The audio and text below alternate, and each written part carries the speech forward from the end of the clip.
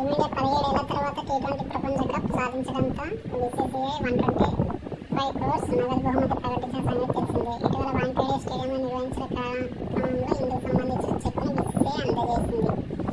ప్రపంచ కప్లో పాల్గొనేందుకు ఆటగాళ్లు, సహాయ సిబ్బంది, రిజర్వ్ ఆటగాళ్లు, ఇతర సిబ్బంది మొత్తం 42 మంది అమెరికా, వెస్టిండీస్కు వెళ్లారు.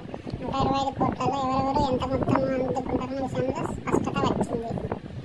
15 మంది జట్టు సభ్యులతో పాటు ప్రధాన కోచ్ రాహుల్ ద్రావిడ్కు 5 కోట్లు అందుకోనున్నారు. ప్రపంచ కప్లో ఒక్క మ్యాచ్ కూడా ఆడని ప్లేయర్, సెలెక్ట్ అయిన ప్లేయర్ కూడా 5 కోట్లు అందుకుంటారు. Batting coach Vikram Rathod, fielding coach Dilip, bowling coach Paras Mhambrey ఒక్కరికి 2.5 crores, చీఫ్ సెలెక్టర్ అజిత్ అగార్కర్తో సహా సెలక్షన్ కమిటీ సభ్యులకు ఒక్కొక్కరికి 1 crore ఇస్తారు.